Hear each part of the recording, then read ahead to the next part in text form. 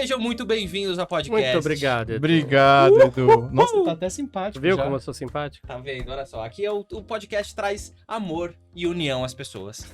Não é mesmo? Nem tanto. Vamos ver. Pra começar, eu queria que vocês se apresentassem um pouco pra galera que tá assistindo. Quem são vocês? O que vocês fazem? Vieram com caravana de quem? E hobby, fruta favorita, essas coisas que vocês acham relevante as pessoas que estão assistindo saberem sobre vocês. Não, vai você primeiro, né? Eu sou o mais tímido. Você é mais tímido? Bom, sou Marcelo Caio, sou diretor musical. Trabalho com teatro musical há uns 20 e tantos anos. Trabalho basicamente Rio, São Paulo, mas muito mais Rio que São Paulo.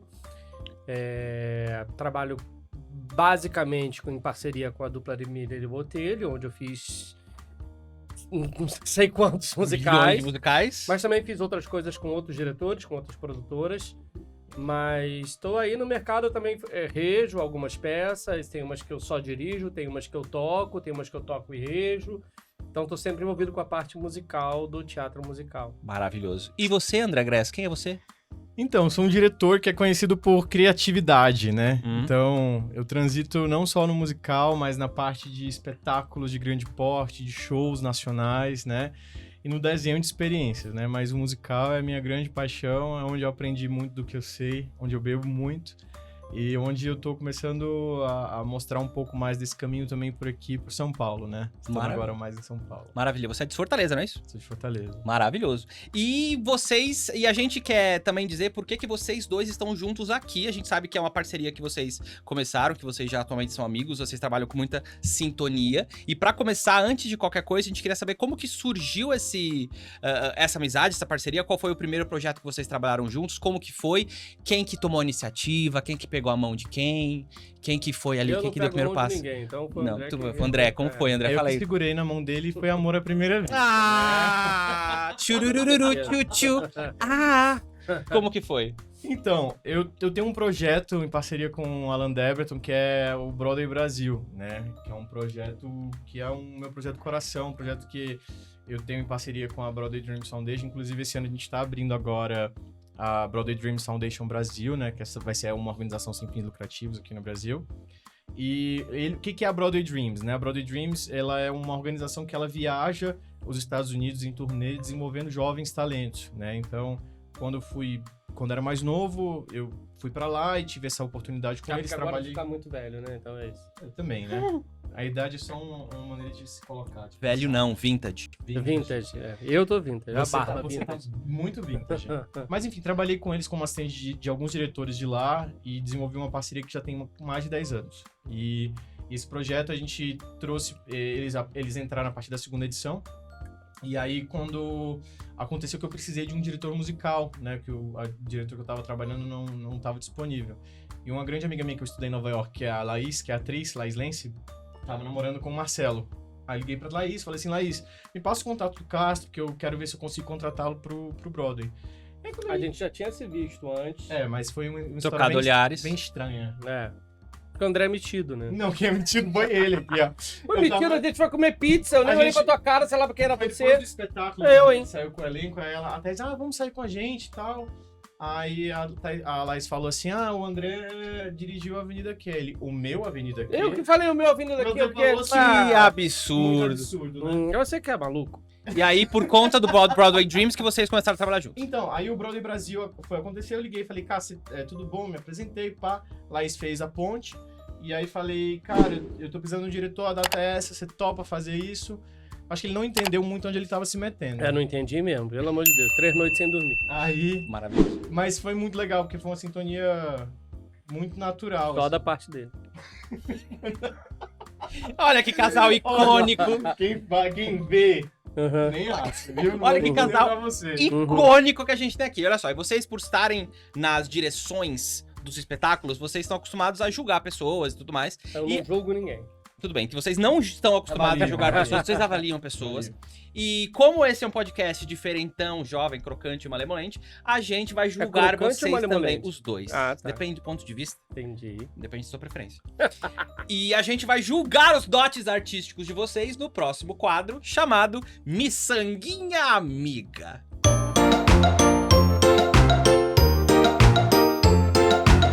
Os nossos convidados vão demonstrar o seu lado artístico e como eles são amigos, eles vão fazer uma pulseirinha da amizade. Aqui nós temos miçangas, certo? Olha aqui, ó, na câmera. Vamos mostrar pra câmera aqui, ó, miçanguinhas bonitinhas, lindas, maravilhosas, estão aqui. E vocês vão fazer o seguinte, enquanto a gente vai fazendo outras perguntas pra vocês, vocês vão respondendo e fazendo uma pulseira para o seu amigo. Certo? Tá bom. Pode usar qualquer uma? Qualquer uma aqui, ó, Ótimo. tem tesoura sem ponta aqui, ó, tá vendo? Você pode fazer. Pense no seu amigo e o que você quer, né, proporcionar pra ele. Eu quero foco aqui, ó, na cara do Marcelo Castro, aqui, ó. Vou fazer uma pulseira pra que você Eu vou pra lá, porque eu tô indo pro Egito, né? Aí pra você ver o nível de amizade, a gente vindo pra cá... Não, o povo... Você vai falar! O povo, ele falou assim, não, eu falei, olha, a gente tô indo pro Egito, né? Tô indo pro Egito amanhã e tal. Aí ele falou assim, isso é se você voltar do Egito, né? Eu não contei tudo que você falou também, né? Abafa. Bom, vamos começar então com uma pergunta pra você, André. Tá bom? André, você, enquanto diretor, principalmente diretor criativo, qual que é a função de um diretor criativo no espetáculo? Existe diferença entre... E essa é uma pergunta didática mesmo pra quem tá assistindo, ou acompanhando, ou ouvindo, enfim. Existe uma diferença do diretor criativo pro diretor geral, pro diretor residente? Existe essa diferença? E, por exemplo, você enquanto diretor, você tem a última palavra em qualquer coisa ou não? Você tem ali um limite que você não dá pitaco? Então, sempre existe uma hierarquia, né? Uhum. Então, um diretor... Vamos lá. Mesmo que você seja chamado, convidado para assinar a direção de um projeto, geralmente tem as pessoas que idealizaram esse projeto, a não ser que você tenha idealizado você mesmo o projeto, né? E isso pode ser um ator que comprou a obra, que conseguiu realizar a obra, né? Ou um produtor, como geralmente é, né? E assim vai. E aí, geralmente, quando você é convidado, existe uma pré-conversa, né? Então, você escuta também quais são as intenções das pessoas que te chamaram para resolver esse trabalho, né? Como um diretor artístico, por exemplo, Você né? não consegue falar e montar Não, a porque eu sou miçanga? disléxico. E aí, tu tá vendo? Entendi. Tô brincando. E aí você tem geralmente uma conversa. Então você fala assim, poxa, sei lá, quem te chamou fala assim, André, eu tenho esse projeto, a ideia é essa, o que você pensa? Aí depois você tem uma outra conversa e você vai conversando quando é uma construção de algo original, né? Algo que é do zero. E a partir daí você vai conseguindo fazer as suas escolhas. Ah, André, você tem que pedir validação das pessoas? Não. Entendeu? Assim, talvez possa acontecer de um produtor que tá acima de você e fala assim, André, a gente acha que não seria interessante por conta disso, ou porque isso talvez vá contra os interesses de um dos nossos patrocinadores. É possível você conceber de uma outra maneira isso ou aquilo? Então, tudo depende da maneira que é conversado, que são colocadas as coisas. Não deixa de ser um acordo entre cavalheiros, entre aspas, né? Você tem essa palavra final, mas você tem que saber ser flexível também e entender o ponto do produtor, do patrocinador, Sim. inclusive, né? Até porque você tem que entender que, apesar de ser a sua visão que você está emprestando, o que é mais importante ali é a história, né? E além da história também de quem idealizou o projeto. Então, geralmente é uma conversa, né? Não sei se você concorda comigo em relação a... Não, eu vou essa até... questão. Inclusive, eu até ia puxar o gancho pro Marcelo e perguntar também sobre a direção musical, Marcelo, de se também é a mesma conversa do diretor, que ele tem essa palavra final, e até onde vai a sua palavra final enquanto diretor musical? Essa é uma pergunta muito complexa, né? Não, acho que não tem uma resposta simples para ela. Uhum. Eu acho que tem muitas variáveis e depende muito de que projeto é, de que tipo de espetáculo é, de que tipo de produtora é, de que tipo de equipe é. Isso tudo pode afetar a maneira como a gente vai responder. Isso tá muito largo. Deixa eu diminuir um pouco. Pode ter um colar, se você quiser também. Não. Colado ele vai ser preso. Não vamos comprometer ninguém. é essa? Mas pode ser uma coisa de 2 voltas, sei lá, entendeu? Vamos fazer uma coisa mais abstrata. Então, analisando dentro da minha experiência, né, dos espetáculos que eu fiz, né, eu acho que é sempre uma grande troca. Claro que a decisão final é sempre do diretor, né? O diretor é que tem a visão maior do espetáculo, mas como pelo menos eu sempre tive a sorte de trabalhar com muito bons diretores, e o bom diretor, ele ouve a sua opinião. O bom diretor, ele troca com você. O bom coreógrafo, ele troca com você. Uma boa produtora, ela troca com você. Então não tem aquela, isso é o que eu acho e é isso que é o certo, é isso que tem que acontecer. Então, porque pesa também a experiência que cada um tem. Então você sabe claro, eu com sei quem do você que eu tá lidando, do que você pode trazer exatamente. também. A partir do momento que uma produtora, um diretor ou quem quer que seja me chamou para estar no projeto, ele sabe, ele confia no que eu tô falando. E cada diretor ele tem sua assinatura, né? Então, se você foi chamado para esse projeto X, é porque a sua assinatura casa com o que o produtor, né, te chamou para fazer. Geralmente é para ser assim, pelo menos, né? Mas tem projetos que, por exemplo, eu não vou nem falar de musical. Por exemplo, eu fiz o Poder da Ação, né? Que eu dirigi no Estádio Allianz. Praticamente eu dirigi as ideias, criei as ideias e elas foram aprovadas sem nenhuma modificação. Entendeu? Assim, eles falaram, é exatamente isso que a gente quer, entendeu? Mas tem outros projetos que você vai trocando. Você vai moldando. Né? Porque a partir do momento que, na minha visão, né, um bom diretor não é sobre a minha ideia, né? Você tem que defender a sua visão, claro. Mas eu acredito que seja muito mais sobre qual é o conceito geral de tudo isso, né? E aí uma pessoa que consegue ter a questão de discernir, de entender qual é o que é melhor, o que vai fazer mais sentido, não sobre qual é a melhor ideia, né? Eu acho que é o que vai ser mais assertivo pro projeto. E vocês acham que, por exemplo, vocês enquanto ambos diretores de áreas diferentes, vocês não conseguiriam, por exemplo, o Marcelo falou sobre troca, de ouvir, discernir também, que você falou, André. Então, não é um trabalho que vocês conseguiriam, por exemplo, trabalhar individualmente, tipo, separadamente, o diretor faz o meu trabalho, ok, agora é com o diretor musical. Então, a gente tá falando sobre isso. Depende do projeto. Você. A gente tá falando sobre isso hoje. Inclusive. Mas assim, na minha concepção, eu acho que quanto mais a gente troca, eu assim, em primeiro lugar é o espetáculo.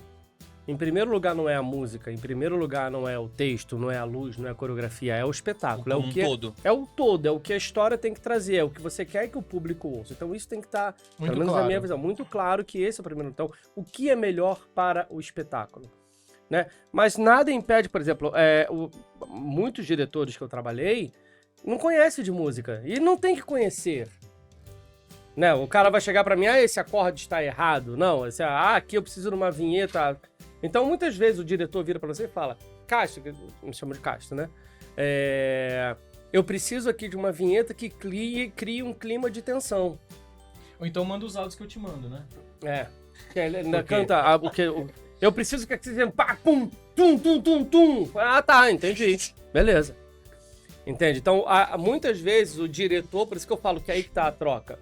O diretor passa a emoção que tem que estar naquele momento. E aí você como músico, o diretor não necessariamente é músico, você como músico vai tentar transmitir aquela emoção através da música. E até, meu leigo falando o que eu vou dizer agora, também talvez até seja melhor que as pessoas não tenham também esse conhecimento, porque talvez não fica um cabo de guerra. Tipo, eu entendo disso. Eu entendo mais de você. Mais Sim. que você. E, sabe, até onde vai o que... Não, você tá errado, você tá certo porque eu sei a carteirada, sabe? Aí não é só a questão da carteirada, mas é a questão de você também se colocar como, tipo, eu fui contratado pra isso. Existe uma hierarquia, né? E a gente não pode esquecer que existe uma hierarquia, né? Então, assim... Geralmente o diretor é quem dá a palavra final de tudo, né? Mas, como eu falei, assim, o que eu acho que é importante nesse lugar de negócio, de trabalho, é você saber colaborar com as outras pessoas, que eu acho que é isso que acaba sendo mais desafiador, assim, né? E deixa também o projeto mais rico, né? Acho que quando você traz múltiplas visões que caminham para um lugar em comum... É aquilo que eu te falei, o que é o importante? É o espetáculo, é a história, é a maneira como você vai contar a história. Então, se todo mundo traz sua visão e elas colaboram pra história, só quem ganha é o espetáculo. Senão vira um bate-cabeça. Não vira um bate-cabeça, eu quero isso, eu quero aquilo. Aí começa uma briga de egos e não vai a lugar nenhum. E quem perde com isso é o espetáculo. E acaba transferindo até pro espetáculo, que eu acho que quando você vê, você vê quando com o espetáculo certeza. Você vê que tá truncado. Tem alguma coisa ali truncada. Que não tá se conversando. As coisas não se conversam. E para as pessoas que, por exemplo, a pessoa quer um dia se tornar um diretor musical, diretor artístico, diretor criativo, se vocês pudessem elencar, assim, as top 3 habilidades que essa pessoa precisa ter, ou a top 3 características que a pessoa não pode ter para trabalhar em direção. Eu vou falar, assim, o que a pessoa não pode ter, Não em primeiro pode ter. lugar. a pessoa ela não pode ser isolada do mundo. Ela tem que estar aberta a ser um super observador, né? A Tem que ter pessoa, uma interpessoalidade, assim, mas... ela tem que trazer um pouco desse olhar curioso e não ter vergonha de tentar aprender com as outras pessoas, né? De buscar aprender com outras pessoas. Olha só interrompendo a pergunta pra... Ah, que bonitinho! Eu ainda tô num processo. É. Olha tá só, vendo, né? tá vendo? Maravilhoso. Obrigado, amigo. Me dá um abraço. Não. Sai. Você vai ser cancelado. Ai, Você não tá Meu desse ombro! jeito. Vamos lá. continuando, habilidades. Então, assim, eu acho que você tem que ser muito aberto a desenvolver essa questão de conhecer também pessoas que estão no mercado e de não ter medo de você pedir ou perguntar, tipo, posso aprender com você? Eu posso ter uma oportunidade? Então, hoje em dia é difícil porque as pessoas elas já querem entrar ali onde elas querem, já ganhando, sendo remuneradas. Tipo assim, no começo da minha carreira eu trabalhei muito de graça, sabe? Assim, para poder aprender com as pessoas que eu admirava, ou que eu achava que era uma super oportunidade, né? Claro que aí você vai conseguindo, através dessas oportunidades, mostrar o seu trabalho e vai começando a conquistar o seu lugar. E até, tipo, baseando nisso que você tá falando, até ampliar os seus horizontes e também se tornar uma pessoa mais competente, né? Porque se você tem o seu próprio ponto de vista, você tem ali, você é limitado a ponto de dizer, eu só trabalho dessa maneira. Ao passo que se você conhece outras coisas e aceita mais trocas, você acaba sendo mais plural, acho, né? Não sei. Eu acho que a questão é, tipo assim, hoje o networking, pra mim, é um dos top 3 de coisas mais importantes. Então, você ter as habilidades de lidar com as pessoas, você ter as habilidades de desenvolver conexões com pessoas que são importantes dentro do mercado, eu acho que isso que é o que vai fazer com que você consiga, né? E hoje em dia existe um grande problema que eu acho que as pessoas jovens, como têm muito acesso à internet, a coisas a vídeos, né? Até de espetáculos que não estão em cartaz há anos, né? As pessoas acabam achando que elas sabem de tudo, né? Então, acho que é muito importante a gente não esquecer que a gente tem que trazer essa... Eu vou trazer a palavra humildade, mas é porque ela já é usada demais, né? Mas de você ser humilde, não deixar de ser humilde para você saber reconhecer quem tá no mercado, principalmente, e também aprender, estar apto a ouvir mais que falar. Então, sim. E pra direção musical, você acha que é a mesma coisa, Marcelo? Ou não? Porque talvez, e me corrija se eu estiver errado, mas a direção musical é um pouco menos exposta. Porque você trabalha mais por trás das cortinas, né? Eu acho que você se expõe menos que o teatro, que o diretor Você musical. considera exposição que está sendo visto, não que está sendo ouvido. Ok, justo. Ok, justo. Porque, Justo. entende? A Sim. música está sendo ouvida Sim, muitas vezes o tempo todo, né? Às vezes não tem nem cena e só tem música. sim, justo. Mas, assim, eu acho que a gente vive um período muito complicado. E essa é uma questão bem, assim, difícil até de falar. Eu, como te falei, com 20 e tantos anos de experiência, a gente vai aprendendo muito. Eu acho que a principal a principal característica que um diretor musical tem que ter é a liderança. E ser líder é muito difícil. E é difícil ensinar uma pessoa a ser líder. Porque, ao mesmo tempo, você já trabalhou comigo, ao mesmo tempo que você é meu amigo, que a gente pode sair pra beber um vinho, pra caramba 4, eu vou estar te cobrando como diretor musical e não como seu amigo na hora que você estiver no palco. Sim. E essa diferença tem que ficar muito clara. E essa autoridade do diretor, ela não pode ser em cima de brutalidade, de arrogância. E muita gente, por falta dessa liderança, acaba tentando conquistar isso de uma maneira bruta. No grito. E né? No você grito, viu no que- ser grosso. Ele não deixa eu falar, né? Eu deixei ele falar o tempo todo, né? Ele não deixa, Desculpa. né? Ele continua me interrompendo sempre, né? Fala, André. Eu não, só falar porque a questão é... É que ele vê que eu tô falando uma coisa boa, ele quer pegar, deixa É. pra falar alguma coisa. Deixa de Vai, ser, fala, sempre. André. Fala.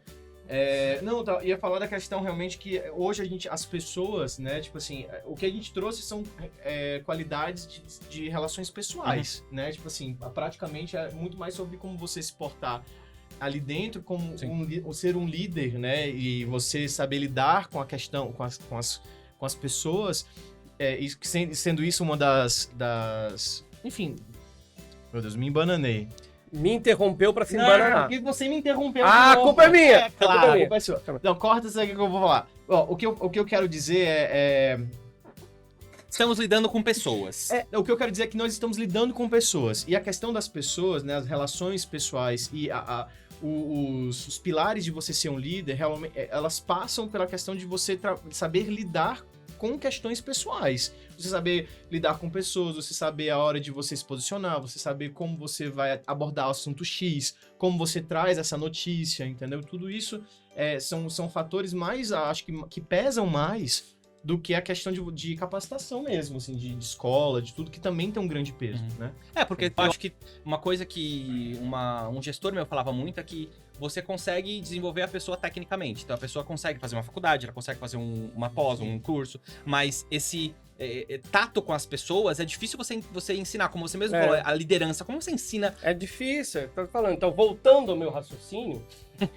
Então, você vê, você mesmo me apresentou no início, o meu malvado favorito, né? Porque eu sou muito brigão, porque eu tô sempre de cara feia, não sei o quê. Mas eu trato as pessoas de uma maneira super amorosa. Sim. E mesmo quando eu tô brigando com as pessoas, é de uma maneira amorosa, sabe? Então, eu acho E respeitosa, eu acho, E na respeitosa, verdade. porque você não tem que desrespeitar ninguém. Sim. E a gente sabe que hoje em dia, é isso que você falou, acho que ganhar no grito, muitas pessoas, e a gente sabe de pessoas do mercado que têm personalidades um pouco mais fortes, né? Que são um pouco mais assim, né? Que trazem esse calor, vamos dizer assim.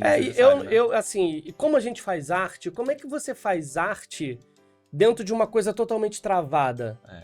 Sabe? Mas ao mesmo tempo... E aí que eu acho difícil, é uma linha muito tênue. Ao mesmo tempo que eu quero dar total liberdade, não pode ter desrespeito. Eu tava conversando isso hoje com meus músicos, eu estava ensaiando aqui o Jovem Frankenstein. Sabe? São todos meus amigos. Sabe? São meus amigos. Mas na hora que eu tô ali baixando o braço...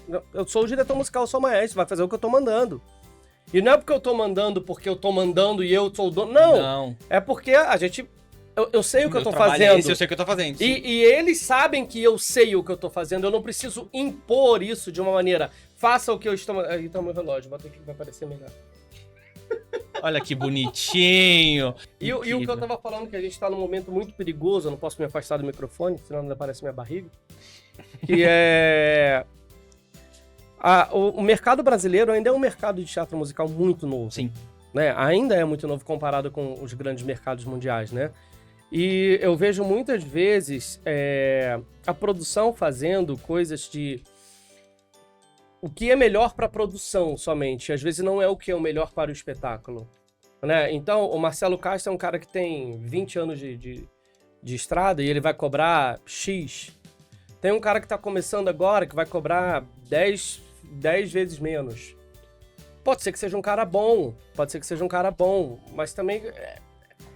às vezes, o que eu vejo são apostas em pessoas que às vezes não estão tão preparadas para estar naquele lugar. Para assumir aquela posição. Porque provavelmente o foco não é o espetáculo, e sim é motivo financeiro ou... Entende? Né? E na cabeça do produtor, o produtor ele não é músico. Então, na cabeça do Muitas vezes o produtor não é artista, né? Muitas vezes o produtor nem artista é. Na cabeça de muito produtor, cabe assim... Você toca piano? Você sabe ler partitura? Então você pode ser diretor musical. Na cabeça de uma pessoa que não conhece, qualquer pessoa que lê as bolinhas vai poder te ensinar a cantar. E te ensinar a cantar aquela música não é ser diretor musical. Ser diretor musical é muito além do que ensinar, do que fazer um ensaio, sabe? É muito além. E às vezes... algumas pessoas podem não estar ainda preparadas para isso. Então eu tenho medo da gente, nessa ânsia do nosso mercado crescer, a gente acabar perdendo um pouco da nossa qualidade artística. Né? Porque eu não vejo um investimento na qualidade artística. Eu não vejo no Brasil cursos de teatro musical, cursos de direção musical. E aí você pode falar, como eu posso estudar para ser o diretor musical? Não sei. Porque não tem. Não tem. Aí eu vou te falar, vai pra Broadway, não vai adiantar nada. Porque se você pegar qualquer espetáculo lá de fora, tô falando da parte musical especificamente, que é onde eu conheço. Você vai ter lá diretor musical, assistente de direção musical, coordenador musical, associado, preparador vocal, arranjador de coreografia, arranjador vocal. Eles têm N funções. E aqui no Brasil, o diretor musical acumula todas essas funções. Sim. Então eu não sei realmente onde E se a você pessoa... pensar da pessoa que tá angariando fundos pro projeto, que começa a fazer a contratação, essa pessoa não tem esse... Não tem. Não necessariamente não tem o conhecimento, mas não tem a verba, talvez não tenha o próprio conhecimento. É por isso que eu te falo que é um assunto muito delicado, muito entendeu? delicado, É muito muito delicado. complexo, E é uma linha muito, muito tênue do que vai acontecer, pra onde vai caminhar, como vai ser daqui pra frente, entendeu? Durmam com esse barulho. Mas sabe o que é interessante? Por exemplo, eu tive um insight por uma mulher incrível, que foi a Julie Taymor, que é a diretora do Rei Leão. Meu professor queria que eu fizesse um mestrado em Master in Fine Arts, e eu tava estudando em Nova York. E aí ele conseguiu esse encontro com a Julie Taymor e tal, e aí ela pegou e falou assim, olha, eu acho que ele devia fazer um mestrado em artes, o que você acha? Que ele queria que ela me direcionasse, né? O que o André vai fazer pra se profissionalizar mais ainda como diretor? Aí ela falou assim, saia da faculdade, viaje o mundo e conheça novas formas de fazer aquilo ali que você faz, né, que você quer fazer, né? Então aprenda, vá pra China, estude teatro das sombras, vá pra Portugal, vá pra aquele lugar, estude teatro físico. Então assim, e aí meu professor foi no chão, né, meu professor do que eu tava estudando. Mas isso fez total sentido e foi muito também de como daquele momento em diante eu segui, né? Então, e eu acho que isso é muito válido, né? A partir do momento que a gente está aberto para conhecer formas diferentes de trabalhar, para que a gente possa aprender com essas outras pessoas, é uma maneira também de você conseguir, de alguma maneira, de alguma forma, se profissionalizar. E você aprende com todo mundo, você aprende com músico, você aprende com a produção, você aprende com o camareiro, você aprende com perucaria, você aprende com o diretor, você aprende com todo mundo. A troca em todas as áreas ensina muito a gente a lidar com pessoas, a lidar com tudo. Sabe, eu acho que você como líder, você tem que estar ali. E o diretor musical, no meu caso, ele lida com o Fala Bela que me falou uma vez que são naves espaciais diferentes. Os músicos estão numa nave espacial, os atores são outra nave espacial. A maneira de lidar é diferente. A maneira como você lida com o músico é diferente da maneira como você lida com o ator. E eu, ali no meio, como diretor musical, eu não tô do lado do músico, eu não tô do lado do ator, eu não tô do lado do elenco, eu não tô do lado de ninguém, mas eu tô ali no meio de campo pra resolver e fazer o espetáculo dar certo.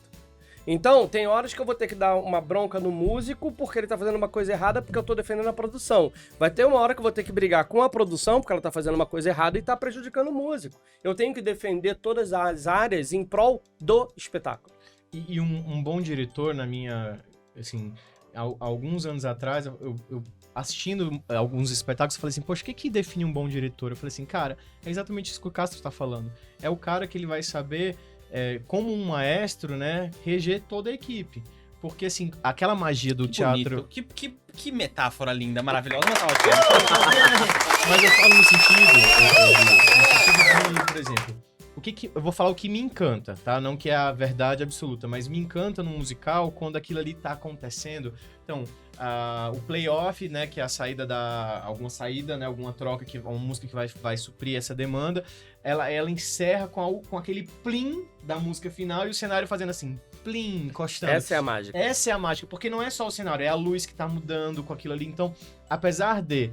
Para que isso aconteça, eu preciso do cenógrafo, do cenotécnico, do pessoal de contrarregragem, eu preciso do iluminador fazer um bom trabalho na transição, porque ele vai saber que vai subir um cenário. Então, é um espetáculo que é uma aula disso, que é um espetáculo que está há muitos anos em cartaz, é o Fantasma da Ópera. Que ele aperfeiçoou muito do que já era feito, assim, mas aquilo ali parece que você tá vendo um filme, né, na sua frente, assim, né? Claro, hoje já existem espetáculos que já desenvolveram muito mais isso, mas... É absurdo como você... Pra mim, um bom diretor é quando você vê aquilo ali, aquela atmosfera toda.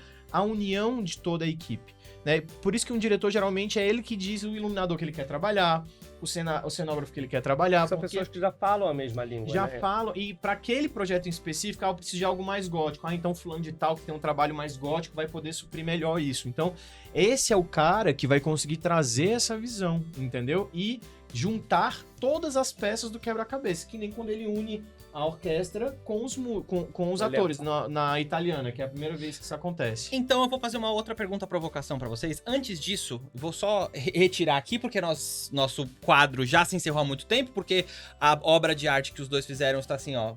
Só quero um detalhe que tem algumas letras ali no negócio do Marcelo. O que significa isso aí? Isso é uma coisa muito pessoal, nossa. Ah, entendi. Eu não posso revelar. Depois eu falo. Ah, tá. Então, tudo bem. Eu não sei o que é essa coisa pessoal. Sabe sim, sabe. Deixa pra lá. Quadro oficialmente encerrado. Vou pegar esse gancho aí que o André falou sobre isso. De, poxa, a gente sabe das características das pessoas e como colocar e como orquestrar tudo isso. Se a gente fizer um gancho nisso que o Castro falou sobre personalizar pessoas, profissionalizar pessoas, formar pessoas, a gente também vive num contexto que muitas pessoas acreditam e dizem que existe muito favoritismo, muito clubismo, são sempre as mesmas pessoas fazendo os espetáculos, são sempre as mesmas pessoas à frente dessas montagens. Vocês...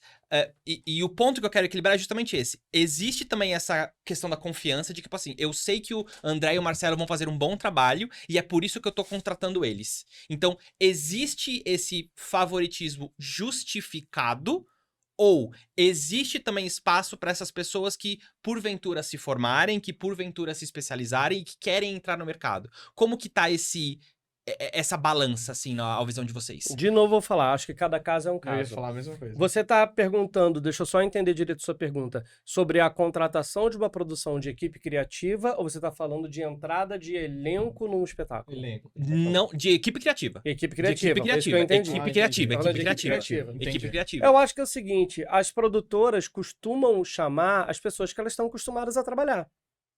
E quando uma produtora quer montar um espetáculo, e isso é uma coisa que eu acho que é muito bobo ainda, eu acho muito infantil no nosso meio, que é uma briga de que, esse espetáculo é Broadway, esse espetáculo é autoral. Gente, isso eu acho de uma... Réplica, não Nossa, é réplica. é uma tamanha besteira, é um espetáculo, sabe? Eu acho que...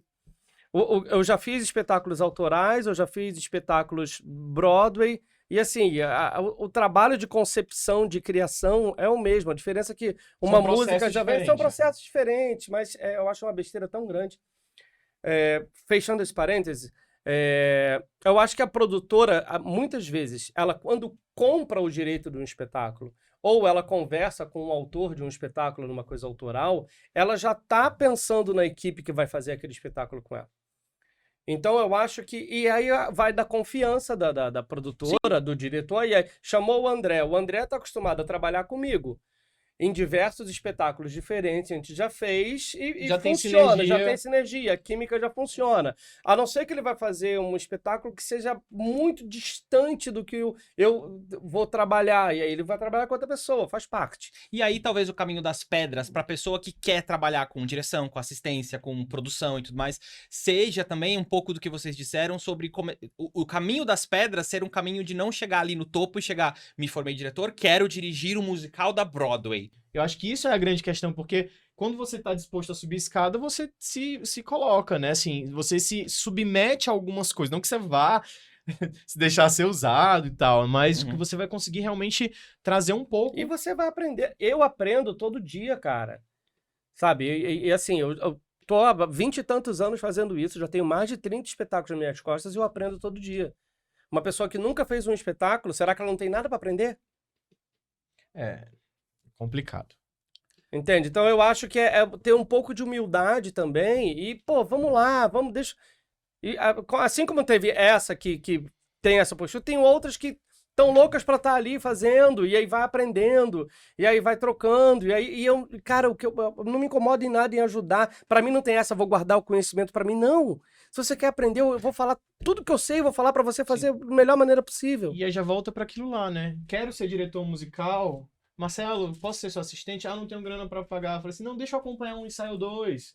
Posso falar com a produção? Fala com ela, não sei o quê. Então, é você criar suas próprias oportunidades, já que não é um local, um meio que te dá tantas oportunidades, né? E por ser também um mercado novo, né? E por ter poucas... Não tem tanto ainda. Não tem, né? Não, e eu acho que na posição de diretores e tudo mais, e produção, e eu acho que em todos os âmbitos, todas as funções no teatro e no mundo artístico, a gente tem que ter muito jogo de cintura, muita paciência pra lidar com inúmeros problemas. Não é fácil. É muito difícil, né? Então, aproveitando esse gancho maravilhoso que a gente setou aqui, a gente vai chamar um próximo quadro pra ver como que tá a paciência de vocês. Péssima. Não ele não vai ter paciência. Eu quero ver. Eu já fiz a pulseirinha, chega. Mas a pulseirinha, ela canaliza todas as boas intenções. É a pulseirinha da amizade da Taylor Swift. O nome desse quadro é o Nossa, Nada ou Mé.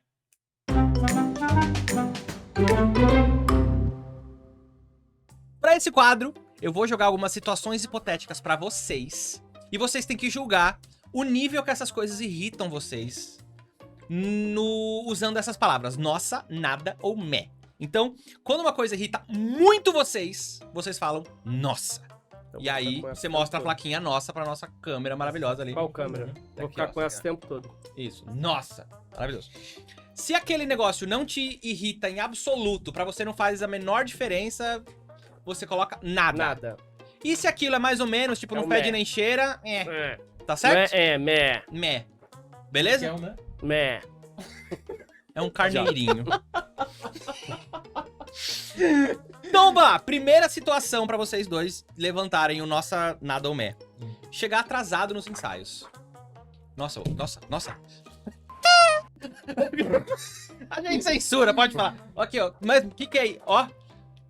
Eu sou paranoico com o horário. Eu também. paranoico no Se eu sentido- chegar atrasado em algum ensaio, porque eu tô morrendo.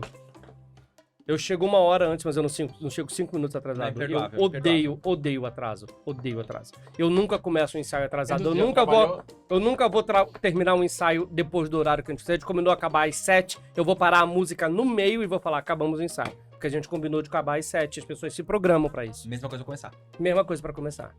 André? Não, você já trabalhou comigo. Eu não vou falar nem... Não, Vai mas falar, eu vou porque as contar uma pessoas não anedota. sabem. O mais legal, assim, é que o André chegava às 11 horas da manhã. E aí chegava, a gente tinha qualquer motivo, qualquer problema de agendamento de sala, alguma coisa. Teve um dia lá no Rio de Janeiro que o André falou assim, bom, gente, agora são 10 da manhã, a gente tá sem sala, vamos almoçar, pra gente não perder tempo. E nós almoçamos às 10 da manhã pra conseguir render o dia. Mas é porque eu tinha muito pouco tempo. Pessoal, são E eu 10 dei- da manhã. E eu dei um Eu já horário devia do almoço. estar cheio de café nas ideias. Mas enfim, te amo, André. Mas foi ótimo. Foi Foi, ótimo. rendeu aquele dia. Rendeu mesmo. Eu te cortei. Enfim, atrasos imperdoáveis. Não, é isso, assim. Eu sou, assim, principalmente quando eu desenho um cronograma, né? Eu sou muito cri-cri, né? Então, assim, eu falo assim, poxa, eu tenho que resolver isso hoje. Eu só posso montar essa cena hoje. Eu tenho que fazer isso até amanhã. Então, é muito chato, né? É desrespeitoso. E né? é desrespeitoso com todo todos. mundo, é desrespeitoso com quem chegou na hora, é desrespeitoso com a produção. trabalho, gente. Eu quando fiz o primeiro Le Miserable, que aconteceu em 99, 2000, né, eu era um dos pianistas da orquestra, Quanto era tempo? assistente de... eu sou velho. Era assistente de direção musical e a supervisão era gringa, né, e era um londrino, era o Sean, que era o nosso supervisor musical, e o Ken era o diretor da peça. E eles, como londrinos, você imagina como eles são com essas coisas Pontualidade de britânica, pontualidade literalmente. britânica. Era um mercado ainda muito novo de teatro musical aqui no Brasil. E a gente estava nos ensaios de orquestra, né? E a orquestra tinha 15 minutos de intervalo. E no primeiro dia de ensaio, deu 15 minutos de intervalo, e quando voltaram, a orquestra voltou a gente atrasada. E esse supervisor musical, ele ficou enlouquecido, e aí brigou com todo mundo, e aí ele falou assim para os músicos, né? Vocês têm 15 minutos de intervalo. Não é para você ficar 15 minutos no seu intervalo. É para, em 15 minutos, você estar de volta com o seu instrumento afinado, pronto para tocar.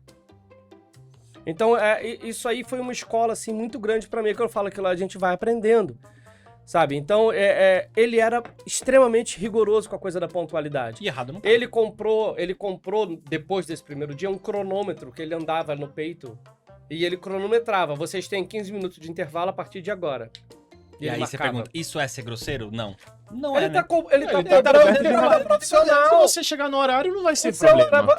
você é pago pra estar ali naquele horário, ponto, acabou. Não tem o que discutir. E o que é... Tem uma história muito engraçada também, que quando eu tava em Nova York, aí eu peguei o metrô errado e eu cheguei uns 45 minutos atrasado.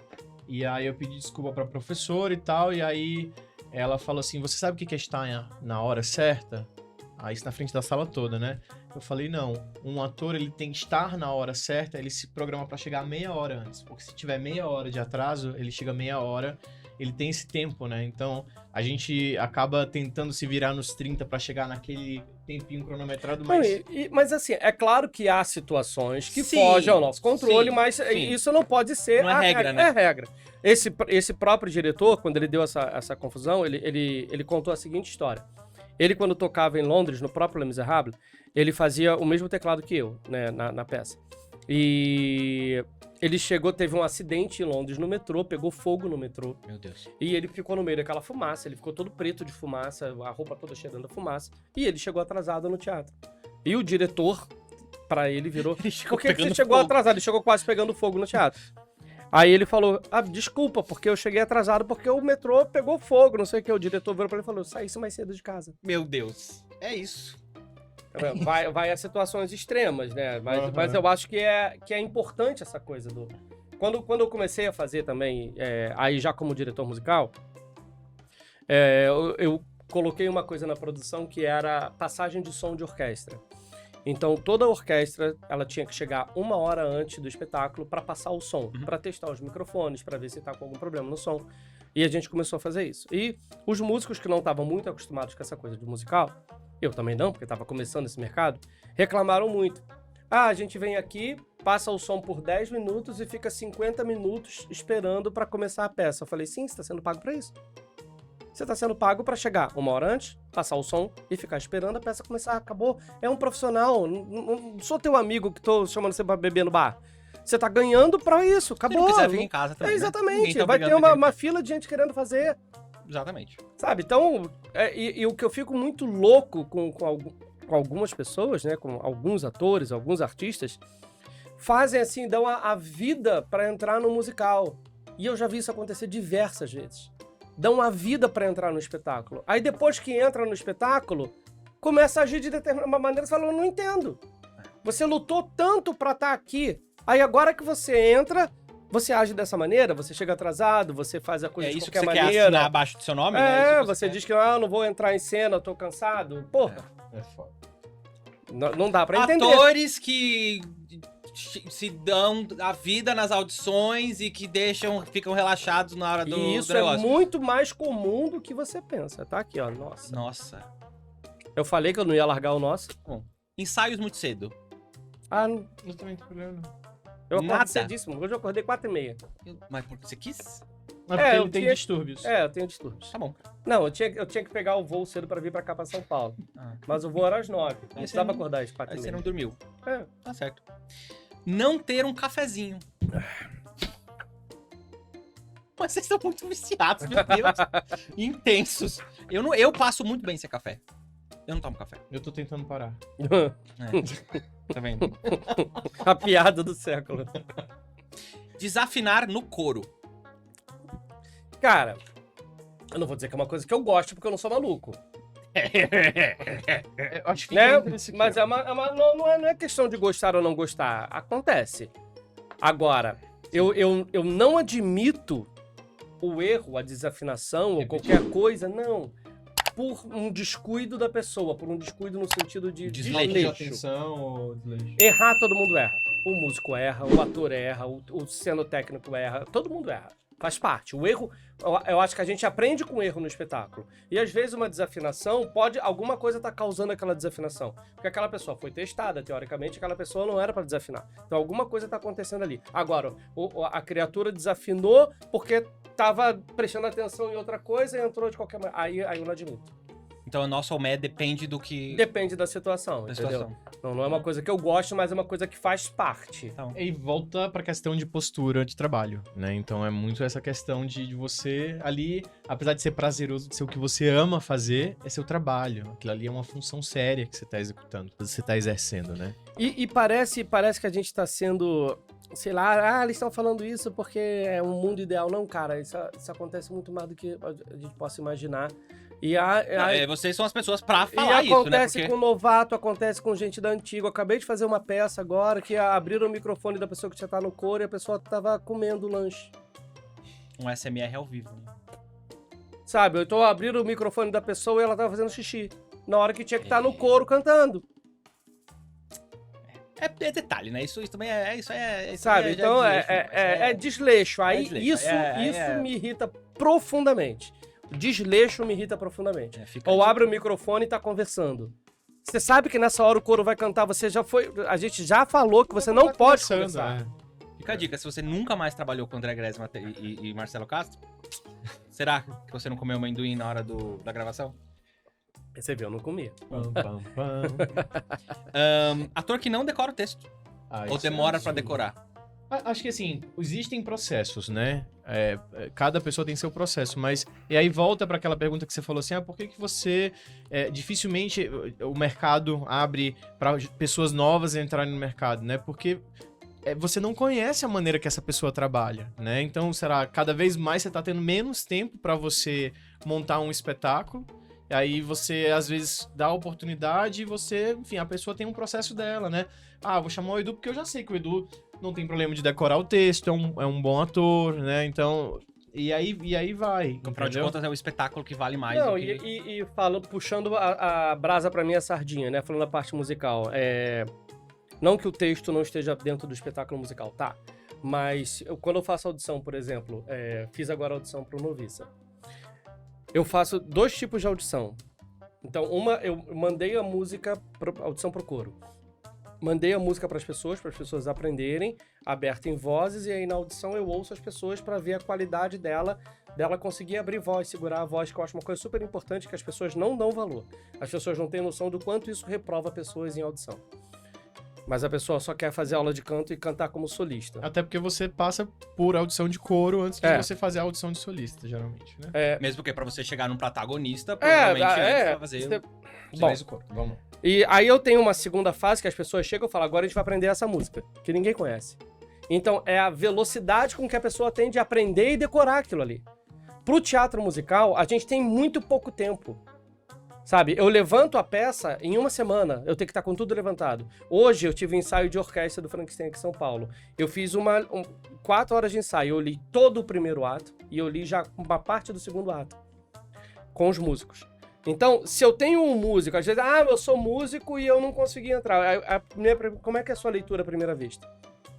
Porque eu preciso que alguém que tenha uma leitura muito rápida. Eu não tenho tempo. Então, mas eu sou músico, eu toco por cifra, eu toco de ouvido. Não adianta. Se você quer entrar nesse mercado, você precisa aprender a ler rápido, a resolver rápido as coisas. Essa agilidade é muito importante. Sabe o que é muito curioso? Todas as pessoas que estão vindo aqui nesse podcast falam, independente da pessoa trabalhar com produção, com direção, ator, camareiros... esse negócio de não ter tempo no sentido de, cara, a gente tem que ter muita agilidade, é muito verdade, né? E é uma habilidade que a gente tem que ter e começar a desenvolver. Porque não tem tempo. E aí, não tem tempo. Aí você pensa assim, poxa, eu sou um ator que não adentrei no mercado ainda, né? Como é que eu posso ser visto? A partir do momento que você chega na audição, uma música que geralmente recebe um musical novo, nunca veio pro Brasil. Recebeu a música, você teve que encaixar a versão em português do seu jeito e tal, mas se você chegou e conseguiu entregar sozinho, sem ter o papel na mão, né? É uma música que você recebeu, sei lá, tem uma semana até 2 dias, né? 2 dias, não precisa nem ser uma semana, mas às vezes é enviado com muito tempo. Então, se você já chega preparado, disponível, né? É diferente de você, por exemplo, tem 2 candidatos. Um que chegou com a música pronta, que conseguiu, por conta de estar com a música pronta, conseguiu se soltar mais na hora da interpretação, na hora disso. Num candidato também que canta bem, mas estava preso com o texto. É só técnica. Quem que você vai chamar? Né? E assim, o processo, a gente não tá falando disso, mas já puxando um pouco o assunto, o processo de audição é muito cruel. E a gente, como banca, por mais que a gente tente não ser cruel, é cruel. Primeiro que você está mexendo com o sonho de uma pessoa. De muitos. Segundo que você está analisando a pessoa na pior situação possível. Entende? Eu acho que poucas pessoas vão para um processo de audição. Ai, que tranquilo que eu tô. À vontade, né? Sabe? Então, às vezes a pessoa, que o André falou, tem que chegar com a música decorada. Às vezes a pessoa decorou, caramba, quando chega lá, trava. E sabe, eu tava... E aí a gente e tem você que ter... também, e sem jogo de contar cintura, que você né? também não tem como você saber qual é a pessoa que realmente travou, a pessoa Mas que tá tem um nervosa. feeling, né? Você acaba tendo um feeling. Mas aí né? é que acaba, querendo ou não, você acaba sendo injusto, sabe? A gente, por mais que a gente... E assim, tudo que eu audiciono com o Cláudio, com o Charles, né? A gente procura ser, sabe, muito carinhoso, porque a pessoa tá numa situação muito desconfortável ali, sabe? É a pior situação possível. E mesmo assim é muito difícil a audição, mas assim, não tem uma outra maneira da gente avaliar. E pelo que eu conheço lá de fora, a gente no Brasil ainda é muito mais carinhoso. É muito mais. Do que geralmente eles são. Eu tava em Nova York em 2019, no Broadway Musical Theater Educators Alliance, que é uma aliança de educadores de teatro musical, né? E eles estavam falando justamente sobre a questão de audição, porque eles falam que, poxa, temos alunos em universidades maravilhosos que estão prestes, querendo adentrar no mercado de trabalho, e como é que eles se preparam? Porque tem muitos alunos que emocionalmente estão totalmente instáveis, né? Então, assim... Aí, o que foi conversado lá, né? Porque eles incentivam os alunos, dentro do processo de formação, a fazer muitas audições. Porque, assim, teve até uma pesquisa lá que foi colocada que depois que você passa por uns 10 processos de seleção, processos difíceis, diferentes, você acaba conseguindo administrar um pouco mais isso. Mas isso sendo trabalhado também com as outras questões que cada um tem, que cada indivíduo tem. Isso é uma coisa que eu falo sempre para os meus alunos, né? Marcelo, pintou uma audição porque eu faço. Falei, faz. Mas eu não tenho perfil. Falei, mas faz. Porque fazer a audição, né? Vai calejando, vai perdendo um pouco essa coisa. E aí, voltando ao que a gente estava falando antes, porque eu mesmo mudei de assunto e agora eu mesmo tô tentando voltar para ele. Não, as plaquinhas, inclusive, foram embora. A gente vai atrás de mim, né? Porque a gente já mudou de quadro também. Isso aí, ó. A coisa do tempo existe o processo é igual em todos os musicais que eu já fiz na minha vida. O processo, assim, o que acontece com o ser humano é igual. Então, a gente levanta toda a parte musical, você aprende a música tá linda, em uma semana dá pra fazer, fica bonitinho, a sonoridade tá linda, não sei o quê. Vamos começar a marcar a cena, o diretor vai começar a marcar a cena, destrói tudo. Vai começar a colocar a coreografia. É impressionante que uma pessoa canta lindamente. Aí você fala, canta daqui e vai andando até ali. E a pessoa não consegue mais cantar. E esse processo é absolutamente comum. E eu tenho que ter o controle disso até para acalmar o próprio ator, o próprio artista. Porque eu preciso explicar para ele, cara, isso vai acontecer. E na hora não tem tempo, né? E não tem tempo. Então eu tenho que pensar que eu vou ter o tempo de construir, isso vai ser desconstruído e eu preciso construir novamente. Meu Deus do céu. Então tudo isso tem que estar esquematizado já no meio. Por isso a importância da agilidade das coisas. Isso é uma pessoa que tem dificuldade de decorar, tem uma dificuldade de aprender melodia. É difícil, então a pessoa precisa trabalhar isso. E ter a consciência que ela precisa resolver isso, que isso não é uma questão que ela vai resolver dentro da sala de ensaio, entendeu? Sozinho, somente assim. É um trabalho que ela consegue fazer com ela mesma, né? Exatamente. E aí, puxando um pouco, fazendo um paralelo um pouco e saindo um pouco do teatro musical em si, André, você dirige bastante shows e espetáculos maiores, você já dirigiu Natan, Anitta, alguns projetos da Ivete Sangalo.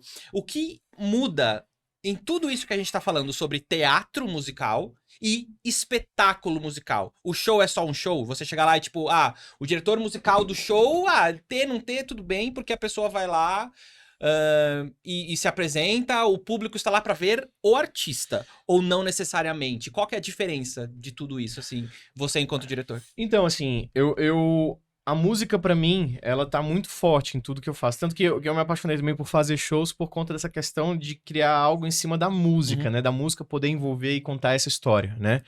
Então, o que funciona? Eu desenvolvo, geralmente, um projeto que ele vai, novamente, narrar uma história.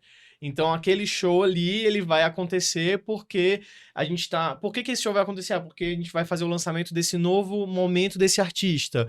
Ou então é a comemoração de um aniversário de X anos desse artista. Então, o storytelling não é frescura.